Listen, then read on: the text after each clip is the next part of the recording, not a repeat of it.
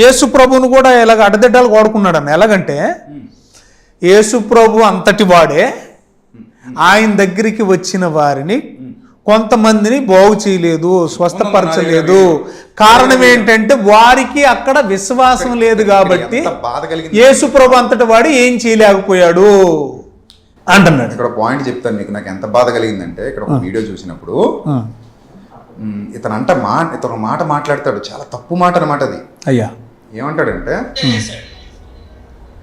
ఇదిగో యేసుక్రీస్తు ప్రభుల వారు 3.5 సంవత్సరాలు పరిచర్య చేశాడు. ఆ 3.5 సంవత్సరాల పరిచర్యలో మహా అయితే 3 బ్రతికించాడు. అంతేనా? మహా అయితే వాళ్ళని లేపాడు, 3 చనిపోయిన వారిని లేపాడు. అంటే ఆనాడు ఎవరు చనిపోలేదా? అందరిని ఎందుకు దేవుడు కాపాడలేదు? అందరి రోగాలు ఎందుకు బాగు చేయలేదు? చూసావా, మహా అయితే 3 ఇతనికి అసలు బైబిల్ నాలెడ్జ్ నిల్. ఇతనికి ఆ రోజు ఒప్పుకున్నాడు కదా, ఒప్పుకున్నాడు. నా దగ్గర ఆ రోజు కూడా బైబిల్ అసలు ఏమన్నాడు తెలుసా ఆడియోలో, అన్న మీకు దండం పెడతానన్నా, నన్ను వదిలేయండి అన్న, నేను చిన్నోడిని అన్న, నాకు బైబిల్ రాదన్న అన్నాడు. మనతో కూడా అన్నాడు, నేను ఎక్కడ ట్రైనింగ్ అవ్వలేదన్నా, నాకు బైబిల్ తెలియదు. నష్టపోతుందన్న ఏడుపుతో చేసే వీడియోలు తప్పివి మళ్ళీ ప్రజలను దారి తప్పించాలని వాక్య వక్రీకరణ చేస్తే మనం ఎలా ఊరుకోగలం? నేను యాక్చువల్లీ ఇతను వదిలేద్దాం అనుకున్నాను మౌనంగా ఉంటే. ఇంకా రెచ్చిపోతున్నాడు, ఇంకా తప్పుడు ప్రసంగాలు చేస్తున్నాడు, ఇంకా జనాలను దారి తప్పించే ప్రయత్నం, ఇతను వ్యాపార అభివృద్ధి కోసం కష్టపడుతున్నాడు. యేసు ప్రభుని ఎంత కించపరిచి, మహా అయితే యేసు ప్రభు అంతటి వాడే, విన్నావు కదా, మహా అయితే 3 బతికించినట. ఇతనికి తెలియని సంగతి ఏంటంటే యోహాను సువార్త 21:25 ఏమనుంటదంటే అక్కడ యోహాను సువార్త 21:25లో ఆయన చేసిన కార్యములు ఇంకనూ అనేకములు కలవట, వాటిలో ప్రతిదాన్ని వివరించి రాయబడిన గ్రంథాలకు భూలోకం కూడా చాలా. ఇతను ఏమంటాడు, ఇతగాడు 3 చేశాడు, 3 బతికించాడు అంటే మహా అయితే.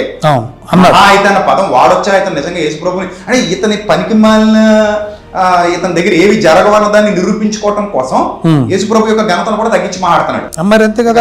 రెండోది యోహాను సువార్త 20:30 20:30 యోహాను సువార్త, మరియు అనేకమైన ఇతర సూచక క్రియలు యేసు తన శిష్యులు ఎదుట చేసిన ఒక పాస్టర్ అయింది పనికి మాల మాటలు మాట్లాడకూడదు. అనేక గ్రంథమందు వ్రాయబడి ఉండలేదు కానీ యేసు దేవుని కుమారుడైన క్రీస్తుని మీరు నమ్మునట్లు నమ్మి ఆయన నామమందు జీవం పొందినట్లు వ్రాయబడి.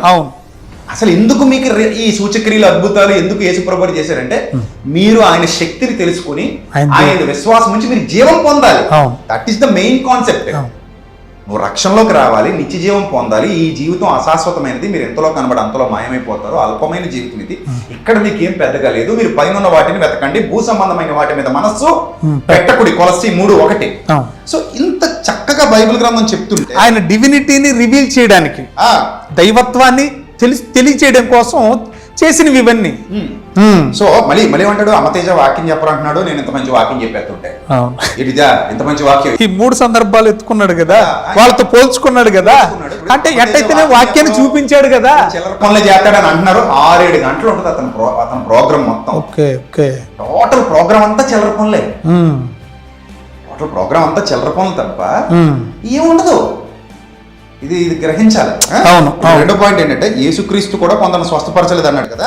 అతనికి నా ఛాలెంజ్ ఈ వీడియో ముఖంగా, యేసుక్రీస్తు దగ్గరికి వచ్చి అయ్యా నన్ను స్వస్థపరచండి అని అడిగిన వారిలో ఎవరినైనా సరే ఒక్కరిని ఆయన స్వస్థపరచకుండా వదిలేశాడని చూపించమను. This is the challenge to Ammateja and all. అతన్ని ఎవరైతే సపోర్ట్ చేస్తున్నారో ఆ దుర్బోధకులందరూ కూడా యేసు ప్రభు నా దగ్గరకు వచ్చి అయ్యా నన్ను స్వస్థపరచండి అని అడిగిన వాళ్ళలో నేను చెయ్యను, నీకు నా వల్ల కాదు, నువ్వు వెళ్ళిపో, నీకు విశ్వాసం లేదు, ఒక బాధితుడిని అన్న మాట చూపించమా. ఇప్పుడు వీళ్ళు ఏం చూపిస్తారంటే ఆయన చాలా చోట్ల స్వస్థతలు చేయలేదు అంటే నజరేతులో కొంతమంది ఆయన నిజంగానే నమ్మలేదు. ఆయన వారి ఎదుట ఇంక సూచక్రియలు అద్భుతాలు చేయలేదు. అంతే తప్ప స్వస్థత కావాలని వచ్చిన ఎవరిని ఆయన తోసేయలేదు. కొన్ని రెఫరెన్స్లు చూపిస్తాను చూడు. చెప్పండి. మార్కు సువార్త 6:56 మార్కు సువార్త 6:56 55 ఆ ప్రదేశమంతటా పరిగెత్తుకుని పోయి జనులు ఆయన ఉన్నాడని వినిన చోటుకు రోగులను మంచముల మీద మోసుకొని వచ్చుటకు మొదలు పెట్టిరి. గ్రామాల్లో మంచాలు వచ్చేస్తనే మనం ఒక మంచమే దించింది ఎక్కువ ఫోకస్ అయింది జనాల్లో, అవును. కానీ చాలా మంచాలు వచ్చేసినాయి. అంటే వాళ్ళు ఎవరు లేవలేని వాళ్ళు అనమాట. అవును, మంచముల మీద అనేసాడు. మంచముల మీద మోసుకొచ్చారని ఉంది అక్కడ.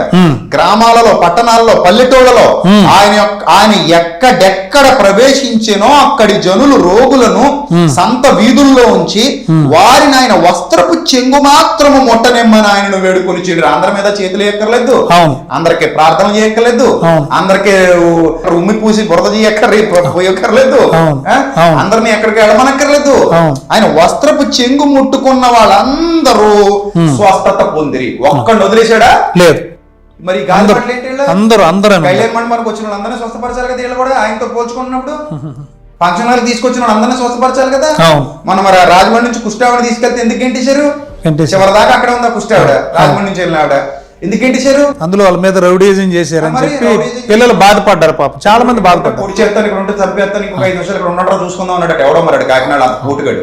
తప్పు కదా, తప్పది. సో ఇక్కడ యేసు ప్రభు వారి గొప్పతనాన్ని తగ్గించే దుర్బోధకలు తప్పితే ఇళ్ళు ఆయన ఎక్కడ అలా చేయలేదు. ఇంకా లోకాసు వార్త 4:40 ఒకసారి చూడు.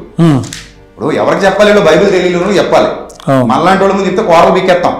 లోకాసు వార్త 4:40 ఏముంది ఇక్కడ చూడు. సూర్యుడు అస్తమించుచుండగా నానావిధ రోగముల చేత పీడింపబడుతున్న వారు ఎవరెవరి యొద్ద ఉండిరో వారందరూ రోగులను ఆయన యొద్దకు తీసుకుని వచ్చిరి. అప్పుడు ఆయన వారిలో ప్రతి వాని మీద చేతులుంచి వారిని స్వస్థపరిచెను. మస్ట్ అండ్ షుడ్ గా వచ్చిన వాళ్ళు అందరినీ చేసి పంపించాం. లేట్ అవుతున్నా కూడా టైం అయిపోతుంది బాబు, రేపు చూద్దాం, మళ్ళీ వస్తా ఉండండి చూద్దాంలే అన్న సీతగారు చెప్పినట్టు గాలి మాటలు చెప్పలే.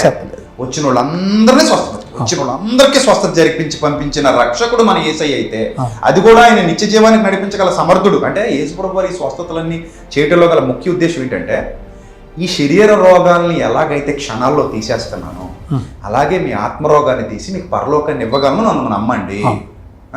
చనిపోయిన వ్యక్తిని నేను ఎలాగైతే సింపుల్ గా బతికించేస్తున్నాను, అలాగే మీ రెండవ మరణం నుంచి మిమ్మల్ని విడిపించి ఆ ఎవర్ లాస్టింగ్ లైఫ్ లోకి మిమ్మల్ని ప్రవేశపెట్టగలను. నా సువార్తను విశ్వసించండి. ఇతర సమీప గ్రామములలోనూ నేను ప్రకటించినట్లు వెళ్ళుదము రండి, ఇందు నిమిత్తమే కదా నేను పరలోకము నుండి ఈ లోకమునకు పంపబడ్డానని బోధించిన స్వచ్ఛమైన బోధకుడు యేసుక్రీస్తు. అంటే ఎంతో మందిని రక్షించి ఎంతో మందిని స్వస్థపరిస్తే ఈ గాలి మాటలు ఎంత కోపం వస్తుందంటే నాకు ఏమంటాడు, మహా అయితే ముగ్గురిని స్వస్థపరిచాడు. యేసు ప్రభు కూడా చాలా మందిని స్వస్థపరచలేకపోయాడు. ఎక్కడున్న బైబిల్లో చాలా మందిని స్వస్థపరచలేకపోయాడని, అది కదా వచ్చిన వాళ్ళందరినీ స్వస్థపరిచాడు ఆయన. కేవలం కొన్ని చోట్ల వాళ్ళు, అది నజరేతు ప్రాంతాల్లో యేసు ప్రభు వారిని నమ్మకుండా ఇతను వడ్లవాని కుమారుడు కాదా, మరే కుమారుడు కాదా, ఎవరెతను అని వాళ్ళ అవిశ్వాసంగా ఆయన తృణీకరించిన సందర్భాలలో మాత్రమే అరే నన్ను ఎలాగూ తృణీకరిస్తున్నారు కదా మీరు అని పోయాడు తప్ప, దేహి అని తన దగ్గరకు వచ్చిన వాళ్ళు ఎవరినైనా తోసేయలేదు. శక్తి ఉన్నాడు ఎవరో తోసేయడు. నేను అందుకే ఒక ఎగ్జాంపుల్ చెప్పా, నువ్వు అన్నదానం చేస్తున్నావు, నీ దగ్గర అన్నం ఉంటేనే కదా చేస్తావు, అంతేనా? ఇప్పుడు అన్నం కావాలని ఆకలితో వచ్చినప్పుడు నువ్వేం చేయాలి? పెట్టాలి. నీకు విశ్వాసం లేదు నేను పెట్టనంటే, అంటే ఆకలి లేదు నీకు పెట్టను అన్నట్టు. అంటే నీ దగ్గర ఆ శక్తి ఉందా, అతనిలో విశ్వాసం ఉందో లేదో గ్రహించగలిగే శక్తి అపోస్తులకు ఉంది. విశ్వాసం లేనోళ్ళకి కూడా చేసిన దాఖలాలు ఉన్నాయి అపోస్తుల కాలంలో. ఎక్కడ? ఈ కుంటివాడు అపోస్తుల కార్యాలు 3వ అధ్యాయం 1వ వచనంలో పేతురు యోహానులు దేవాలయానికి ఎక్కిపోతున్నప్పుడు ఆడికి అసలు విశ్వాసమే లేదు, వెండి బంగారాలు దొరుకుతాయని చెబుతున్నాడు. కానీ మరి ఏం చేశారు? స్వస్థపరిచి పంపించేశారు. అలాగే అపోస్తలు ఎక్కడ కళ్యాణ మండపాలు బుక్ చేసుకుని అక్కడ తీసుకురాలా, రోడ్ల మీద పడుకోబడేసేవారు రోగుల్ని. నీడ పడితే చాలు ఏమొచ్చేసేది, కొత్త అవయవాలు వచ్చేసేది. పాత అవయవాలు తీసేసి కొత్త అవయవాలు ఇచ్చిన పరిచర్య వాళ్ళది. ఇప్పుడు వీళ్ళు ఏమంటారంటే, ఇంత స్పష్టంగా మాట్లాడుతున్నాం కాబట్టి అద్భుతాలు నమ్మరు అంటారు, సూచిక్రియలు నమ్మరు అంటారు, స్వస్థతలు నమ్మరు అంటారు. మనం ఏదైతే అబాండాలి దుర్మార్గులు. ఇప్పుడు కళ్ళ ముందు నువ్వు నిజంగా చేస్తే ఎవరు నమ్మడరా నాయన? నువ్వు దొంగవు కాబట్టి నేను నమ్మట్లేదు, నువ్వు మోసగాడవు కాబట్టి నేను నమ్మట్లేదు. నిజంగా అద్భుతం జరిగితే నేను ఎందుకు నమ్మను? అసలు ఎవడైనా కాదనగలడా? అంతేనా? ఇప్పుడు మంట వెలిగించి ఇక్కడ మంట ఉందంటే ఎవడు నమ్మడో? కళ్ళకి కనబడదు, ముట్టుకుంటే కాలుతుంది, అంతే కదా? స్వస్థత జరిగితే ఎందుకు నమ్మవాడి మనం? ఇది మనం ఒప్పుకుంటాం. ఇప్పుడు తప్పకుండా నువ్వు చీటర్ అని 10 సార్లు ఎందుకు అంటున్నావు అంటే, నువ్వు పేర్లు పిలవడం తప్పితే నీ దగ్గర ఓడబొడిసింది ఏమి లేదు. అది అన్న, ఇది స్టార్టింగ్ లో డైరెక్ట్ పేర్లు పిలవలేదు అంటే నేను పేరు చెప్పను. అదే ఇంకొక ఆయన కూడా దీనికి వత్తాసు పుచ్చుకొని ఆయన శిష్యుడు ఈ ఏమంటాడంటే, కొంతమంది పోటుగాళ్ళు స్వస్థత తీసుకొస్తే స్వస్థత చేస్తావా అని అడుగుతున్నారు, అద్భుతాలు చేస్తావా అని అడుగుతున్నారు, పోటుగాళ్ళు మరి నువ్వు వచ్చావని చేస్తారు మరి అంటున్నాడు. మరి మీరు పెద్ద పోటుగాళ్ళ మరి ఎందుకు పిలిచారు మీరు మమ్మల్ని? అంతే కదా మరి, మీరు పెద్ద పోటుగాళ్ళు కానప్పుడు అడిగినోడు పోటుగాడు అయితే పిలిచినోడు ఇంకెంత పోటుగాడు మరి? మరి అంతే కదా, సిగ్గుండాలి కదా ఈ మాటలు మాడాలి మళ్ళీ. అవును, చాలా దారుణం అన్న, చాలా దారుణం. అవును, ఇప్పుడు నువ్వు ఎంత పోటుగాడు అని పిలిచావు నువ్వు మమ్మల్ని? రోగుల్ని తీసుకురండి, ఎవరైనా బాధలు ఉంటే తీసుకురండి, బల్క్ పిలుపు పిలిచిన నువ్వు ఎంత పోటుగాడు పిలిచావంట. నువ్వు పిలిచినప్పుడు రావడం తప్ప నిన్ను ఎవరు పిలమన్నాడు? అది కదా. ఇప్పుడు స్వస్థత జరగాలంటే విశ్వాసం ఉండాలి బిడ్డ అన్నప్పుడు విశ్వాసం అన్ని చర్చిల్లో పనిచేస్తుంది. అవును, ఏ చర్చిలో పనిచేది విశ్వాసం? ఎక్కడైనా పనిచేస్తుంది. నీ విశ్వాసం నేను స్వస్థపరచును అన్నప్పుడు అమతేజ దగ్గరికి వెళ్ళాలా, లేకపోతే ప్రవీణ్ గారి దగ్గరికి వెళ్ళాలా, శ్యామ్ కిషోర్ దగ్గరికి వెళ్ళాలా, లేకపోతే కలవరికి వెళ్ళాలా? ఎక్కడికి వెళ్ళాలి? వీధుల్లో కూడా పనిచేసింది కదా చర్చి దాకిందుకు. అడవుల్లో గుహల్లో సొరంగాల్లో కూడా పనిచేస్తుంది, సముద్రంలో కూడా పనిచేస్తుంది. అవును, ఎక్కడైనా పనిచేస్తుంది విశ్వాసం. అవును కదా, నువ్వు ఒంటరిగా ఉన్నా నీ విశ్వాసం పనిచేస్తుంది. ఖచ్చితంగా. నువ్వు పని కట్టుకుని ఒక డేట్ ఫిక్స్ చేసి మరీ రమ్మంటుంది, మీకు వాక్యం బోధిస్తాను రండి. ఇప్పుడు మళ్ళీ ఏమంటాడు, వాళ్ళ దగ్గర జనాలు తక్కువ ఉంటారు అంటాడు. వాక్యం మీద ఆసక్తి ఉన్న వాళ్ళు తక్కువే వస్తారు. అంతేనా? అంతే కదా. ఇప్పుడు నా దగ్గరకు వచ్చే వాళ్ళందరూ వాక్యం వినాలన్న స్వచ్ఛమైన మనసు ఉన్నోళ్ళు మాత్రమే మన దగ్గరకు వస్తారు. ఈ చిల్లర గారడీల కోసం పాప అమాయకులు వస్తున్నారు, బోలేబాబా దగ్గరికి వెళ్ళినట్టు. నీ దగ్గరకు వచ్చే వాళ్ళందరూ అవసరాల కోసం వచ్చేటోళ్ళు. అప్పుడు అలాంటి వాళ్ళకి కొరింథీయులకు రాసిన మొదటి పత్రిక 15:19 ఈ జీవిత కాలం మట్టుకే మనం క్రీస్తు యేసునందు నిరీక్షించు వారమైన ఎడల మనుష్యులందరికంటే దౌర్భాగ్యమై ఉందమో అని మనం బోధిస్తాం. ఆ బోధ కావాలనుకున్న వాళ్ళు, సత్యం కావాలనుకున్న వాళ్ళు వస్తారు. అదేదో పద్యం ఉంది, గంగి గోవు పాలు గరిటెడైనను చాలు కర్మపాలు అన్నట్టు. వేలాది మంది, అదే నీ గొప్పతనం? అది కాదు నీ గొప్పతనం. నా దగ్గర 1,00,000 మంది ఉన్నారు, నా దగ్గర 10 లక్షల మంది ఉన్నారు, ఇది కాదే గొప్పతనం. నువ్వు ఎంతమందికి అద్భుతాలు చేశావు? మాట మాట్లాడితే అద్భుతాలు, మాట మాట్లాడితే సూచిక్రియలు, ఇది తప్ప నోట్లోంచి ఇంకో పదవ రావట్లా. కానీ చూస్తే అక్కడేం కనబడి చావట్లా. గుడ్డోడు కళ్ళు ఇచ్చావా? ఇచ్చి అద్భుతం అని చెప్పు. కుంటోడు కాళ్ళు ఇచ్చావా? ఇచ్చి అద్భుతం అని చెప్పు. పేరు పిలిచి అద్భుతం అంటే దరిద్రం.